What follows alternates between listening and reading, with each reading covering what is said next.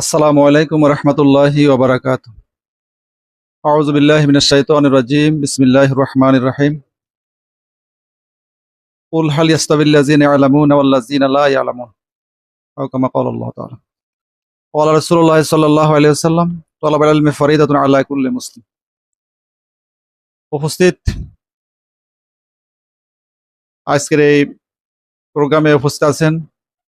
আমাদের এই প্রোগ্রাম মূলত একটি পাঠাগার কেন্দ্রিক কোরআন সুন্নাহ গবেষণামূলক এই প্রতিষ্ঠান করতে আয়োজিত আজকের এই প্রোগ্রামের মূল আকর্ষণ আমাদের মোহাম্মদপুর ইউনিয়নের সম্মানিত আমির, বাংলা জামাত ইসলামীর সুযোগ্য আলেম জনাব হযরত মাওলানা আজহারউদ্দিন ভাই, ৩ নং সরকলাকি ইউনিয়নের সম্মানিত টিম সদস্য আমাদের শ্রদ্ধেয় ভাই জনাব মাওলানা মোহাম্মদ আব্দুর রহমান সাহেব, মোহাম্মদপুর ইউনিয়নের ৯ নং ওয়ার্ড সভাপতি শ্রদ্ধেয় হাফিজ নুরুল্লাহ ভাই সহ মঞ্চ উপবিষ্ট ৯ নং ওয়ার্ডের সম্মানিত সেক্রেটারি এবং আমাদের ৯ নং ওয়ার্ডের সম্মানিত কর্মী জনাব মাওলানা রিয়াজউদ্দিন ভাই সহ আমার সামনে উপবিষ্ট সম্মানিত দিনী ভাইয়েরা, বাংলা জামাত ইসলামী সহ বিভিন্ন সংগঠনের বাইরে উপস্থিত আছেন।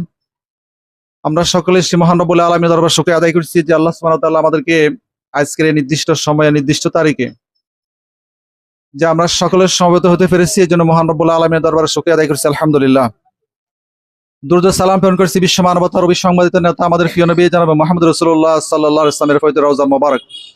আমি অত্যন্ত শ্রদ্ধার সাথে স্মরণ করেছি সকলের মধ্যে মুজাহিদদেরকে, যারা তাদের হৃদয়ের তপ্ত রাঙ্গা খুনের বিনিময়ে ইসলাম নামক এই শাশ্বত জীবন ব্যবস্থাকে বিশ্বময় ছড়িয়ে দেওয়ার উপকার ছিলেন, ও সকল সাহাবা আজমাইনদেরকে এবং শহীদায়ে কেরামগণকে।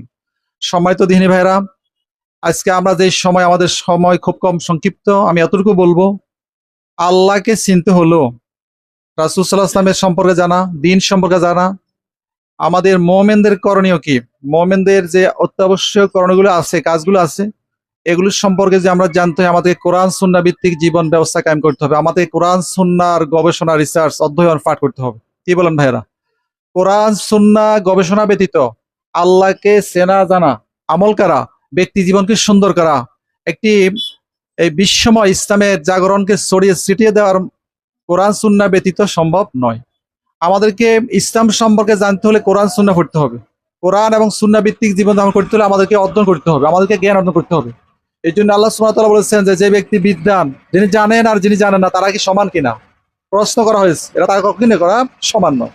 আমরা রাসূল করিম সাল্লাল্লাহু আলাইহি ওয়াসাল্লাম ইরশাদ করেছেন যে তোমাদের প্রত্যেকের, মুসলিম নারী এবং নরদের প্রত্যেকের কি করা, জ্ঞান অর্জন করা ফরজ।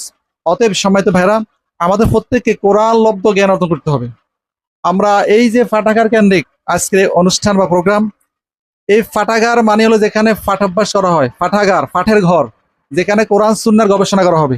এখানে আমাদের কিছু ইসলামী সাহিত্য, কোরআন সুন্নাহ, তাফসীর কিছু গ্রন্থ সংগ্রহ করা হয়েছে, এবং এই পাঠাগারকে সমৃদ্ধ করে আমাদের জ্ঞানকে সমৃদ্ধ করতে হবে। আমরা যদি এই কোরআন, আল্লাহ সুবহানাহু ওয়া তাআলা যে কোরআন নাজিল করেছেন, এই কোরআন মূলত শুধু পাঠ করার জন্য না, এটাকে অধ্যয়ন করতে হবে। প্রতিটি আয়াত, প্রতিটি শব্দ এবং আয়াত ভিত্তিক গবেষণালব্ধ জ্ঞান অর্জন করতে পারলেই আমরা যে মুমিন, আল্লাহ আমাদের কি জন্য পাঠিয়েছে আমরা সেটা জানতে পারবো, আমাদের কর্তব্য আমরা জানতে পারবো, আমার প্রতিবেশীর হক আমি জানতে পারবো। এই রাষ্ট্রীয় ইসলাম সুন্নাহ, কোরআন সুন্নাহ ভিত্তিক রাষ্ট্রীয় ব্যবস্থা কায়েম করলে কি কায়েম করতে হলো, এই কোরআন সুন্নাহর আমাদেরকে জ্ঞান অর্জন করতে হবে, তা নাহলে কি সম্ভব নয়। আপনারা জানেন যে এখানে বাংলাদেশ জামাত ইসলামী যেটা চাচ্ছে সেটা হলো এই দেশকে সুদ, ঘুষ, দুর্নীতি মুক্ত একটি সমাজ ব্যবস্থায় কায়েম করে রাষ্ট্রীয়ভাবে কোরআন সুন্নাহর আইনকে প্রতিষ্ঠা করা হলো বাংলাদেশ জামাত ইসলামীর লক্ষ্য উদ্দেশ্য। এটা আপনার জানা আছে না সকলে? যদি যেই সমাজ ব্যবস্থায় ঘুষ থাকবে, যেই সমাজ ব্যবস্থায় সুদ থাকবে, যেই সমাজ ব্যবস্থায় চাঁদাবাজি থাকবে, যেই সমাজ ব্যবস্থায় মানুষের অধিকার হরণ করা হবে, সেইখানে কোনো শান্তি আসবে কিনা? না। বরং যদি কোরআন সুন্নাহ ভিত্তিক যদি রাষ্ট্রীয় ব্যবস্থা কায়েম করা যায়, সেখানে চুরি করলে বাঁচা যাবে না। বাঁচা যাবে কিনা? বরং যদি কেউ চুরি করে, তার এই চুরির কেন সে চুরি করেছে এটাকে গবেষণা করে, এটাকে যাচাই বাছাই করে, এটাকে উদ্ঘাটন করে, যদি সে অভাবে চুরি করা হয়, অভাবগ্রস্ত হওয়ার কারণে চুরি করে, তাহলে তাকে স্বাবলম্বী করে দেওয়া হবে, রাষ্ট্রীয়ভাবে, রাষ্ট্রের দায়িত্ব। আর যদি সে অভ্যাসগত চুরি করে, তাহলে আল্লাহর কোরআন বিধান বলেছে কি, তাদের হাত কেটে দেওয়ার জন্য বলা হয়েছে। কার বিধান? আল্লাহর বিধান সেটা। এখন কথা হলো যে কোরআন সুন্নাহ ভিত্তিক ইসলাম ব্যবস্থা কায়েম হয়, তারা নামাজকে রাষ্ট্রীয় প্রতিষ্ঠা করা হবে। যারা জাকাত দিচ্ছেন না, অরেল সম্পত্তির মালিক, তাদেরকে জাকাত আদায়ের জন্য উদ্বুদ্ধ করা হবে। যারা হজ করছেন না, তাদেরকে রাষ্ট্রীয়ভাবে হজ করার জন্য দিক নির্দেশনা দেওয়া হবে, এদেরকে আহ্বান করা হবে। অতএব সম্মানিত ভাইরা, আমরা যদি কোরআন সুন্নাহ ভিত্তিক জীবন ব্যবস্থা কায়েম করতে পারি, তাহলে আমার ব্যক্তি জীবন সুন্দর হবে। আমি চাঁদাবাজ হব না, আমি ঘুষ গ্রহণকারী হব না, আমি সুদ দাতা গ্রহিত হব না, আমরা হবো আল্লাহর বান্দা, আমরা দেশপ্রেমিক বান্দা হবো আমরা, কি বলেন ইনশাআল্লাহ। অতএব সম্মানিত ভাইরা, সময় স্বল্পতা, আমি শেষ করছি এই আহ্বান রেখে, এই ফাটাগার এটি জ্ঞান অর্জনের জন্য একটি অন্যতম আমাদের সূতিকাঘর। এখানে আসলে আপনি স্বেচ্ছা, এটা সকলের জন্য উন্মুক্ত, এখানে কোনো দলের জন্য নির্ধারিত নয়। আমরা যে কোনো দলের মতাদর্শ লালন করতে পারি, কিন্তু মূলত হইলো আল্লাহর কোরআন রাসূলের সুন্নাহ, এটা কোনো দলের না, এটা কার? এটা আল্লাহর বা আল্লাহর রাসূলের। অতএব আমাদেরকে আমাদের ব্যক্তিত্ব সন্ত করতে হলে আমাদেরকে কোরআন সুন্নাহ ভিত্তিক জ্ঞান অর্জন করতে হবে। আর আপনারা যদি এখানে আসেন, বসেন, সময় দেন, আমরা কিছু বই সংগ্রহ করছি, আরো করবো ইনশাআল্লাহ কোরআন সুন্নাহ ভিত্তিক।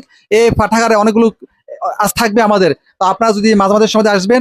আর এই পাঠাগারকে আজকের উদ্বোধন থেকে শুরু করে ইনশাআল্লাহ যতদিন এই এলাকা থাকে, আমরা থাকি, কোরআন সুন্নাহ ভিত্তিক আমরা এই ব্যক্তি জীবনকে সাজানোর জন্য এই পাঠাগারতে আমাদের সকলের সুনজর থাকবে ইনশাআল্লাহ। আর আমরা আমাদের অবস্থান থেকে সর্বোচ্চ ত্যাগের মাধ্যমে, সহযোগিতার মাধ্যমে আমরা এই পাঠাগারকে সচ্ছল রাখার জন্য চেষ্টা করবো ইনশাআল্লাহ। আমি এই উদাত্ত আহ্বান জানিয়ে আজকে এই সংক্ষিপ্ত কথামালা এখানে শেষ করছি। আসসালামু আলাইকুম রহমতুল্লাহ।